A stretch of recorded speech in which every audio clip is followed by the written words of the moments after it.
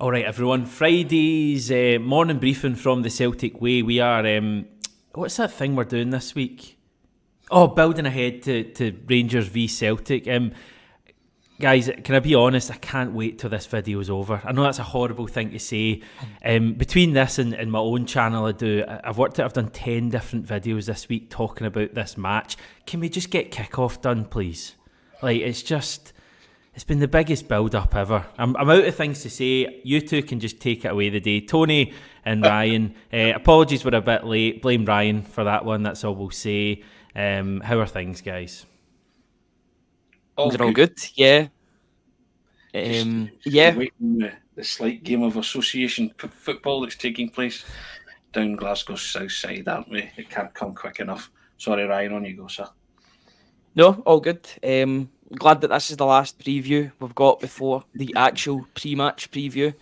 Feels like we've been talking about this game just as much as that Livingston game during the international break. Even though I know we had a lot more shows about that Livingston, probably the biggest build-up to a Livingston game we'll ever do. But this one, it feels as if we've been talking about this one in conjunction with the Livingston game just as much. So it's added on. Yeah, we're at Friday. At least we've got something else to talk about with regard to the potential, what Brendan Rodgers will say with press conferences today. It won't be the last. In fact, it won't even be the last preview show because Tony and I will be on later to talk about the press conferences sometime later on this evening. So yeah, it's never a chore or anything talking about Celtic, but at the same time, I'm looking forward to getting this game out of the way and just focusing on the football and what happens on Sunday. Sorry, I'm being a bit facetious. I always enjoy talking about Celtic. I just want the game to happen because I feel like I've just spent so long this week talking about this game. I just want it to start and see what happens. And no, I wasn't greasing my surfboard. Welsh Paul. It's actually a bit cooler here. Is it not that clip from The Simpsons where the kids are in the back seat and how much further are we near there yet? We're near there yet? We're near there yet? I mean, it's been like that all week, hasn't it? Or past couple of weeks. It's on our doorstep. Let's see. It's not long now, so can't wait. Yes, first of all, a big thanks to Weissman and MPH Boilers. We're thrilled to have Weissman, who are a global leader in the boiler industry. They're known for their top-notch German engineering, and we're delighted to have them sponsor our podcast. They've teamed up with Scotland's very own award-winning installation team, MPH Boilers, making this a perfect match right here in Scotland. Weissman's boilers are engineered to deliver not just warmth, but unparalleled efficiency and reliability. We're talking cutting-edge technology that's designed to save you on energy bills and reduce emissions. As part of this incredible partnership, when you choose a Weissman boiler that's installed by MPH Boilers, you also get a free internet controller. Plus, they're offering the first year's service free. So if your boiler is showing its age or you're considering an upgrade, this is your chance to get world-class engineering with local expert service. Weissman and MPH Boilers, it's a match made in Scotland. Make sure to check them out and take the first step towards a warmer, more efficient home. We've still got this offer going, guys. I don't know how much longer it's going to last, though. Yeah, I think it's at least the one with the Kyogo Furuhashi print, or the £1 for 6 months rather, I think is going on for a little while longer yet, but now is the perfect time to get involved if you haven't done so already on the Celtic Ways website at www.celticway.co.uk/subscribe. On there, there'll be plenty of content today, including 2 spreads by Tony and I on the player and manager, whatever player gets put to the media, and Brendan Rodgers and what they'll say. So we'll have 2 extra pieces. We've also got a Nicholas Kuhn analysis piece on there from Stuart Ross this morning, talking about how he can exploit Rangers' weak left side with Borna Barisic or Ridvan Yilmaz, whoever plays, or Dujon Sterling if he's elected to play in that position. It's definitely an area where Rangers have been weak this season or in recent games. So if you're looking for a bit of analysis, then look no further. £1 for 6 months, free Kyogo Furuhashi print. It'll be sent out very, very soon to all people who have subscribed at www.celticway.co.uk/subscribe. And we thank everybody that's taken the plunge so far. We're getting closer and closer to our target. But if we could get as many people as possible this weekend, then we'll get ever closer to our earmarked or a bookmarked or earmarked target that we're looking for. Patrick wondering when's the Brendan Rodgers presser, just to wind you up, smell the glove. by using that word. What do we know this afternoon? half obviously. Oh, you really are a man in the know. What are we expecting from the boss? We're expecting to get some sort of clarity in Callum McGregor's situation. How much clarity do you think, Tony? I don't know, he might leave it hanging, won't he? So that it's the big kind of cheer all round the households when he's either in the team or, well, the big cheer will come if he's in the team, won't it? But he might leave it hanging and just leave you kind of on tenterhooks on that one. But or maybe he'll just cough up straight away. Depends. He'll certainly be asked about John Beaton, won't he? Yep, he will. What do you expect him to say about that? I expect him to be as diplomatic as always. And he won't be using the I word then.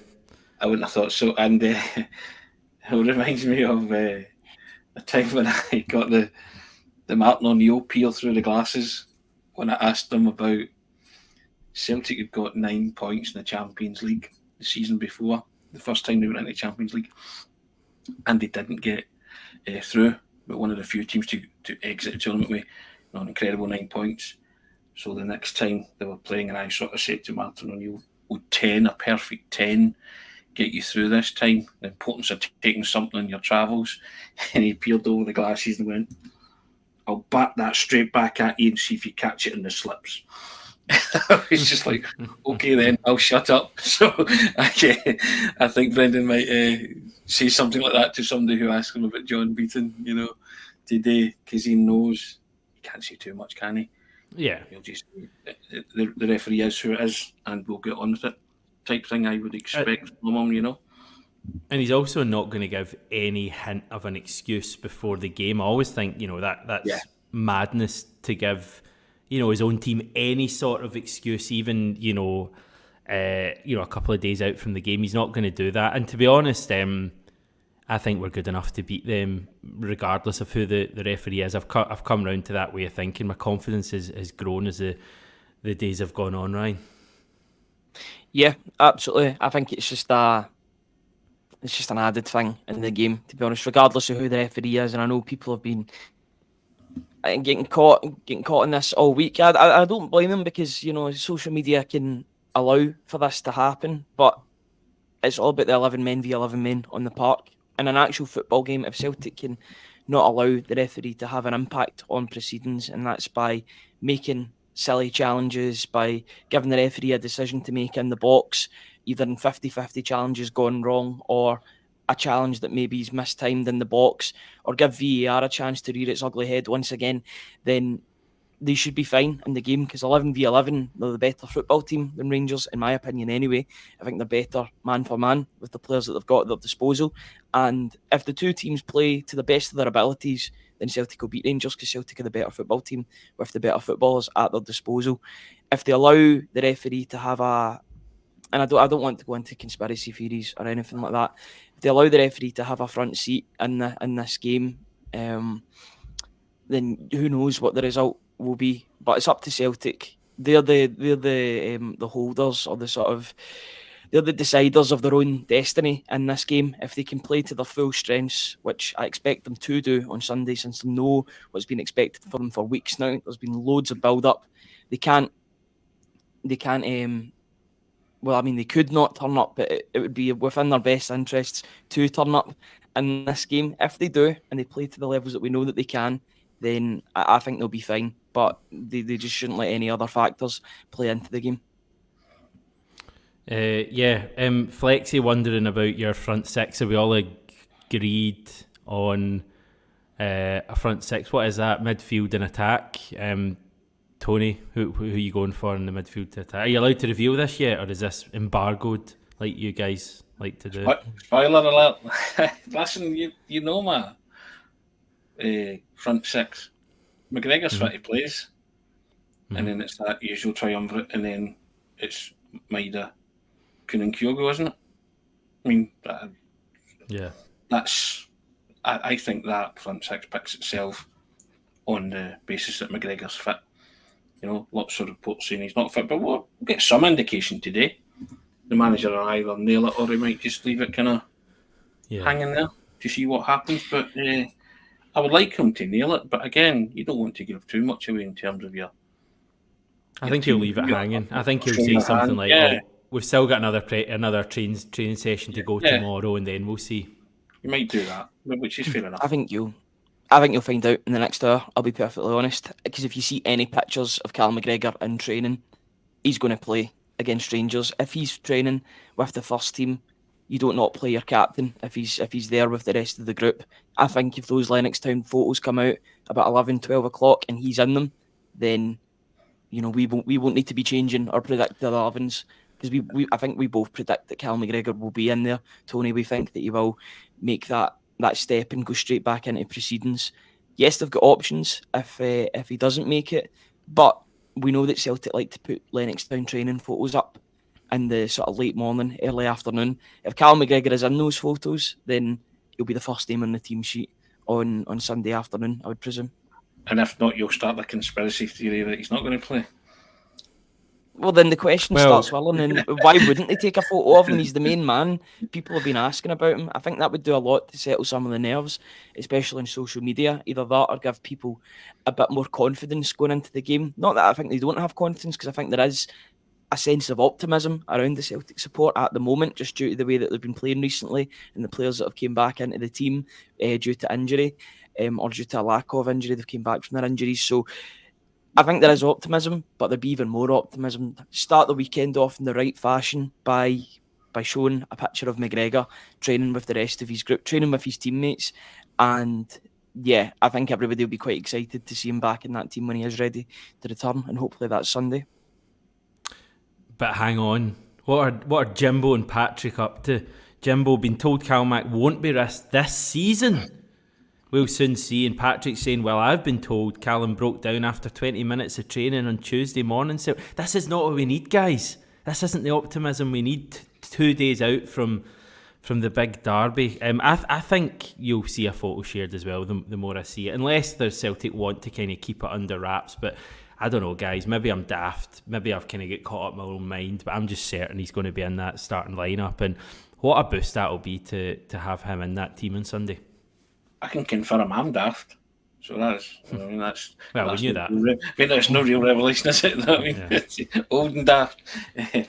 Yeah, I mean, listen, I think you'll feel a lot better about yourself and the team if Callum McGregor plays. If he doesn't, it's not it's a blow, but it's not a killer blow, is it?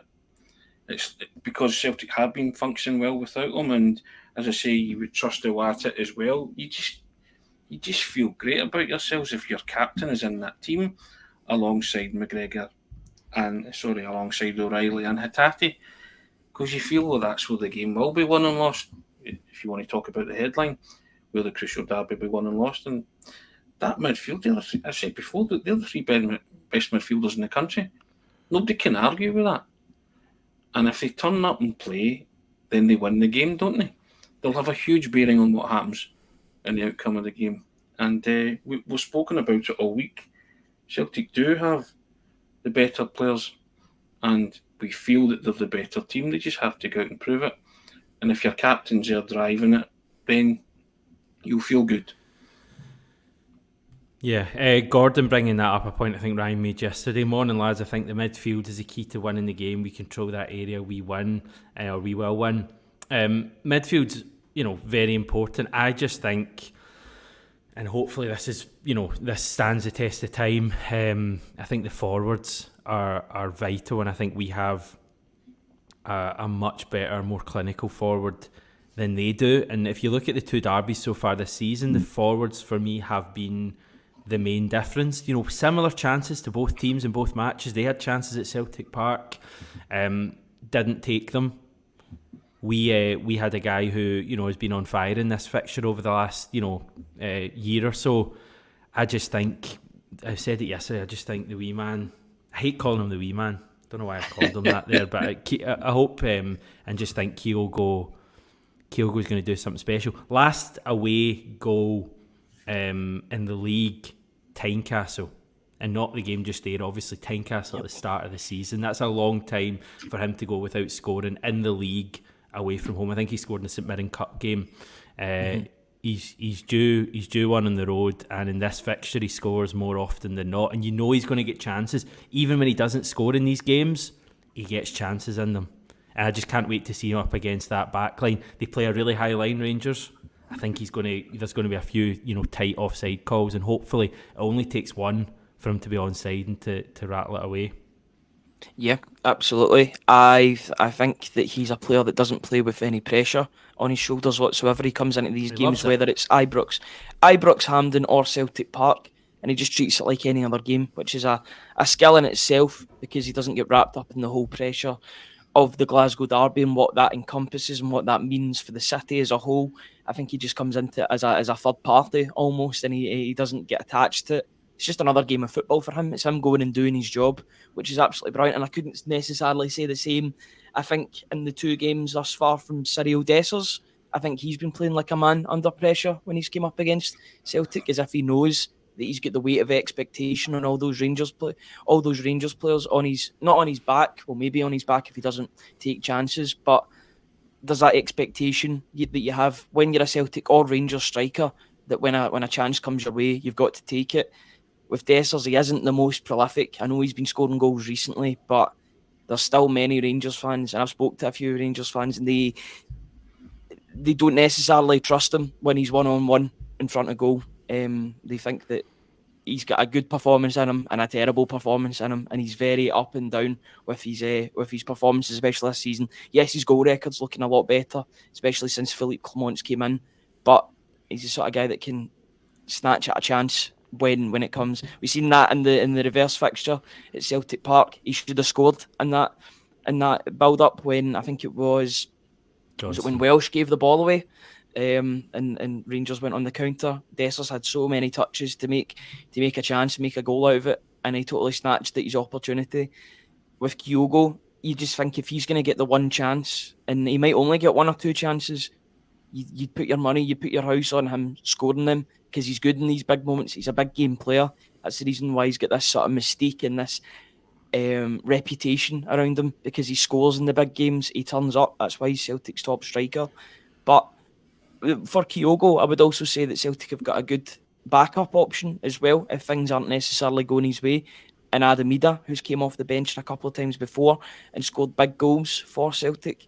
You look at that performance at Motherwell.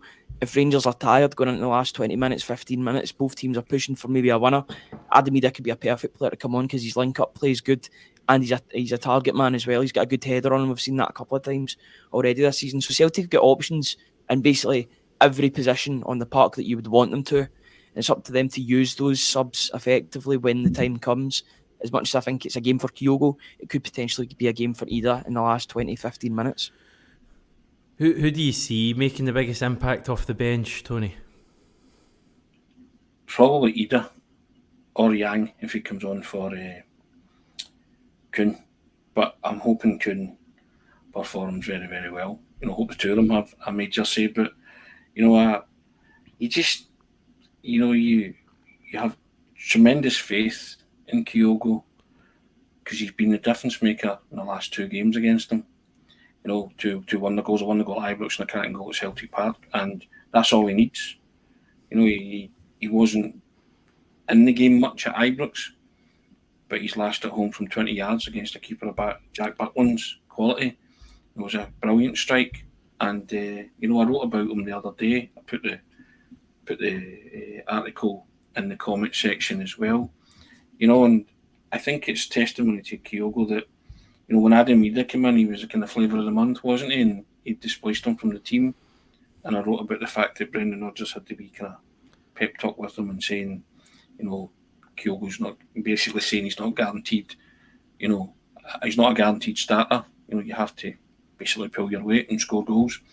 And Kyogo's just got his head down and worked and manoeuvred his way back into the team with excellent performances. And you just trust him to do something in this fixture now, don't you? And that's the beauty about it. He doesn't have to be in the game. But when he does come alive, things happen, don't they? And you just think with Hatate coming back and hopefully McGregor and the likes of Kuhn on one side, Maeda on the other, there's chances there, isn't there? Because I think that's a Rangers defence that can be got at. They'll be more worried about coming up against Kyogo. Kyogo will be worried about playing against them. You know what I mean? He will ask serious questions, and he'll just keep running. As you say, there'll be a lot of tight and marginal calls, but it only needs one, doesn't it? And he's proven time and time again. I mean, 7 goals and 11 appearances he's got. Larsson get 15 over 7 seasons. You know, he scores one on Sunday. That's halfway in less than half the time, isn't it? So that tells you how good he is, and he's the most intelligent penalty box striker everybody would concede since Henrik Larsson when he's in pomp and ceremony. I think that's fair to say, isn't it? Mm-hmm. He's the most intelligent in terms of his movement, and he reminds you a lot of the way Henrik used to score his goals as well. Not comparing the two per se, but it's only natural that people will start to look at these kind of things. But so you trust them, don't you? You know, there was a lobby when Adam Ida was playing and people started that. Who do you start at Ibrox? You and I always said Kyogo. And I think even when he was struggling. Yeah, even when he was struggling, because we felt his goals would be important down the stretch, proving to be this. That stat that he's not scored since Tynecastle on October the 22nd, an away goal in the league, that has to go. And what better place or ideal place to do it than Ibrox? And you know that if he gets another one and a headline, the number 8's after number 8, you wouldn't put it past him, would you? And that's an incredible record in derby matches, and something that Celtic fans have maybe come to rely on, and they want to rely on him one more time. And he's the best striker in the country, so without a shadow of a doubt. And I've got a feeling he'll do it again. I've got to be honest. Well, you look at the fact that he scored 7 goals, and let's just, reinforce that, the fact that he netted 7 goals in one calendar year against Rangers. It's an incredible record.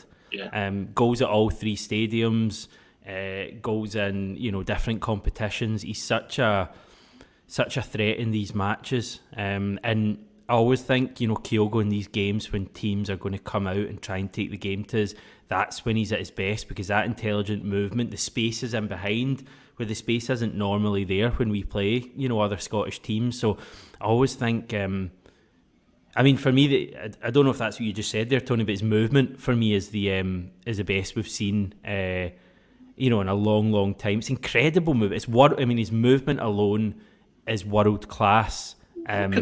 Look at the winner at Ibrox. He's on his bike as Matt O'Reilly goes to header it, and that's what people were saying. Oh, Matt O'Reilly got lucky. He didn't. He saw him moving, and he thought, if I header this here, he'll be there.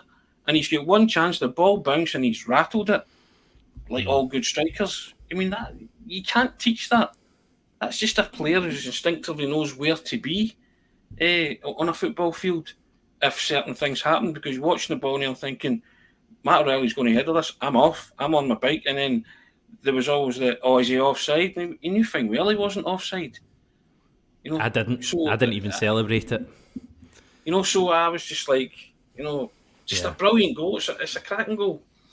I think you'll want to come in, Ryan. Sorry, don't want to commandeer the conversation. I'm just enjoying the chat between the two of you regarding that goal. I just think Matt O'Reilly's header and that is so underrated.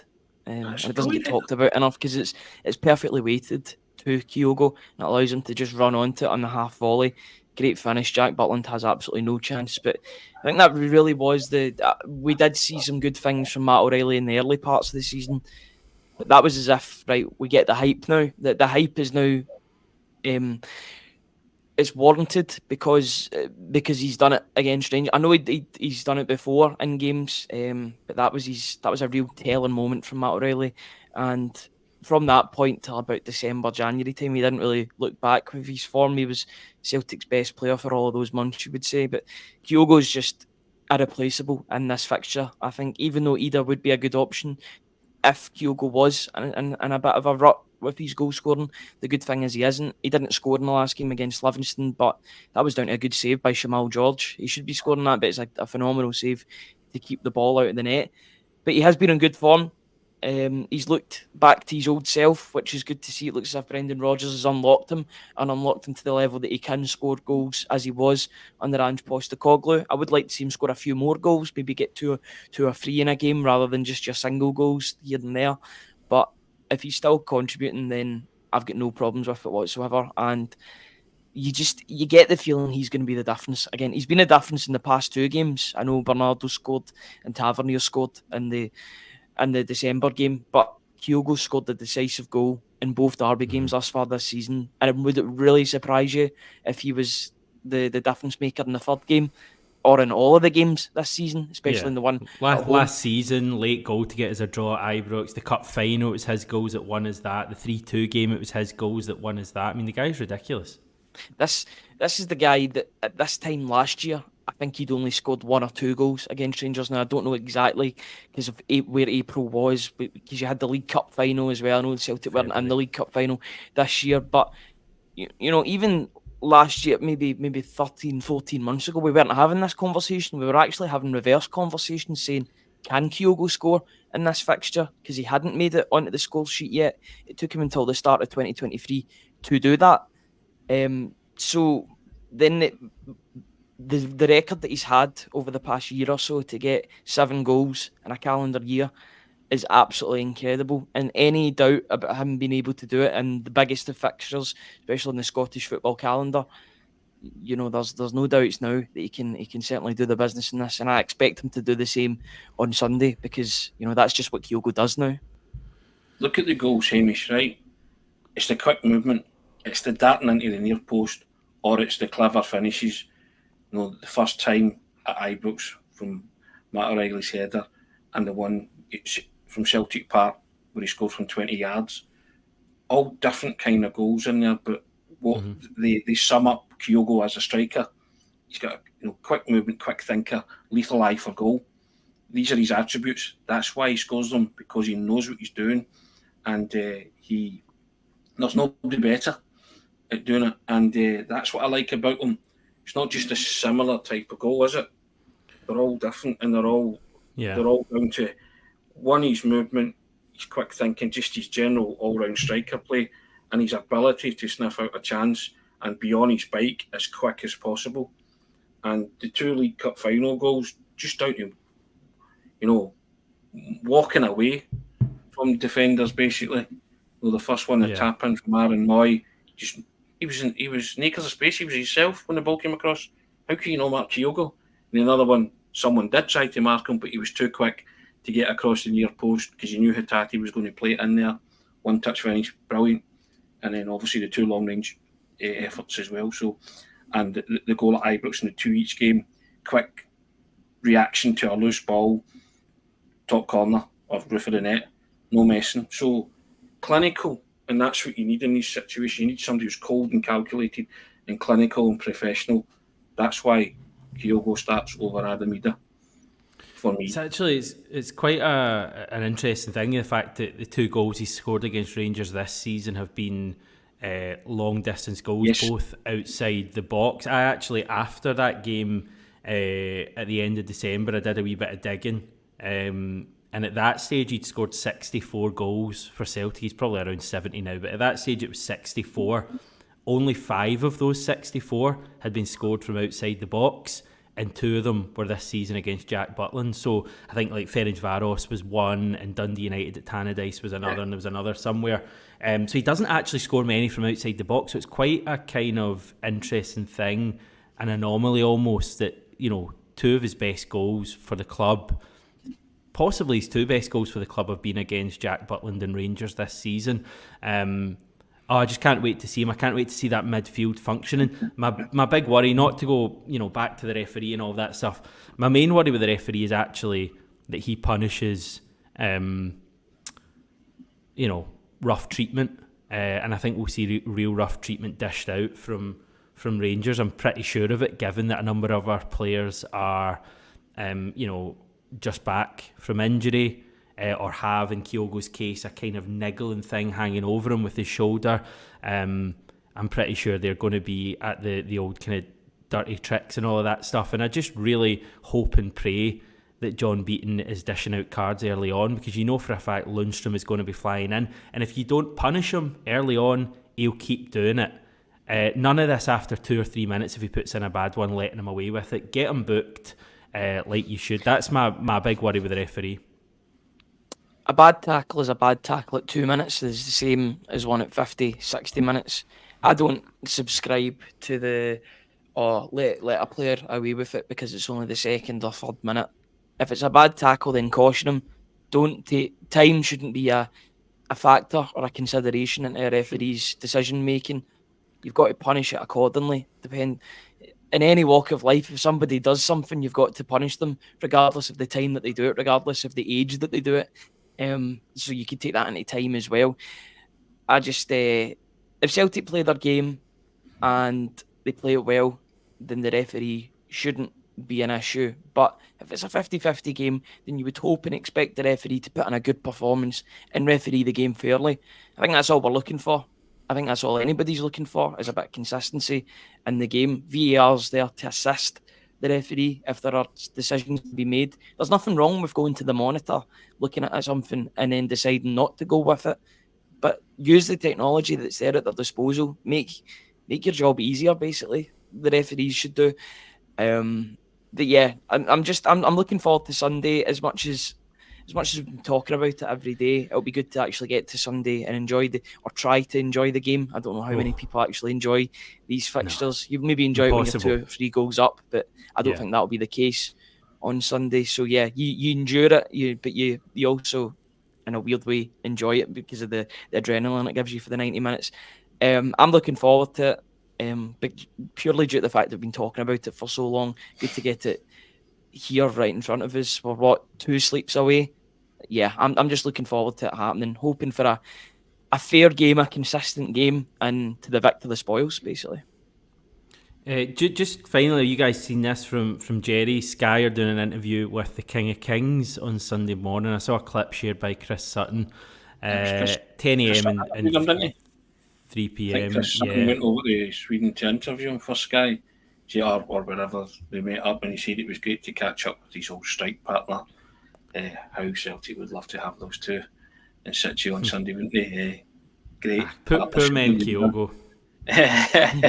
But he's always said it, Chris Sutton's always said that it was the best strike partner he had, and Larsson's always said the same, that it was his best strike partner, so the two of them, I think, got on as well on the park as they do off it, so and he doesn't give many interviews, does Henrik Larsson, so that'll be good to see, and see if the old banter's still there and see what they're saying at that. That's a decent bit of footage, and I think a lot of Celtic supporters will tune in for that. As for the referee, and you know what's coming from the likes of Lundstrom. I think Lundstrom's card's been marked by all the Celtic supporters because he was allowed to kick with impunity when Bobby Madden said cheerio on that day at semi-final. Yeah. I mean, I don't think I've seen a display like that in my life. And he got man of the match, not for kicking the ball, just for taking out Celtic players at will, and was allowed to do that, kicking anything above the grass, as they say. And I think it was kind of another one of those incredulous displays of officiating, because the totting up procedure should have saw him walk. But so that's why you're heavily suspicious of the man in the middle on Sunday. But as Ryan said, you just can't let him worry you. You play your own game and see what happens. And if he does rattle into a challenge, yellow does, and it's up to the referee to say no, not going to take that or stand for that. But everybody says, well, he makes a rod for his own back if he does that. No, he doesn't. He clamped down on it straight away and just say, not putting up with it. You've been warned. That's it. Sorry, Ryan, you want to say something? I just think that with the way that the officiating has been going recently, and you take other games into consideration, even take that Inverness game in which the player got his by John Beaton, he got his red card overturned. I think what the refereeing association or the head of referees or whatever, or whoever deals with the referees, they need a quiet weekend. They need this game to go without any hitches whatsoever, because I just feel as if there's there's an eruption about to happen if something goes wrong in this game. It's already at fever pitch with the referees, and I didn't really want to talk about the referees as much today, but it's the game. They're part of the game, whether you like it or not. So I just feel that we're at a fever pitch moment. There could be an eruption if a decision doesn't necessarily go the right way. All I'm looking for is consistency in the game. If a decision goes against Celtic that's the correct decision, then yes, I'll moan about it. But if it's the right decision, then so be it. You just want the right decisions to be found, because that's what you want officiating to be. Yeah, I just think, there's always a tendency when the referee's there and you're surrounded by Rangers fans to let some challenges away. If there's bad tackles going early on, I want them punished. It's not if there's bad tackles go in, it's an absolute certainty. Do your job and let the best football team come out on top, and I'm sure we'll do that if that's the case. Natalie saying she's a bag of nerves right now, a long 48 hours ahead for Natalie and the rest of us. Brian saying getting the first goal is so important on Sunday. It always is. Ian Crocker will have that stat that he always has about so and so a number of teams who scored the first goal have gone on to win the game. You guys are back later on after the press conference, so we'll hear from you then. I'll be fast asleep and getting my kip in ahead of the weekend.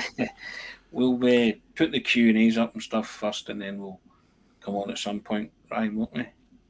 Yeah, absolutely. Think about maybe 5:30 that time. Once everything's finished, we do spreads after the press conference as well, just for some extra content to go onto and because the quotes are usually useful to use in stories as well, so we'll get them finished, we'll get them scheduled and sorted, and then we'll come on live to talk a bit more. Hopefully we're talking about Callum McGregor being back and fit and ready for the big game on Sunday. So yeah, positive vibes here, nothing but positive vibes going into Sunday.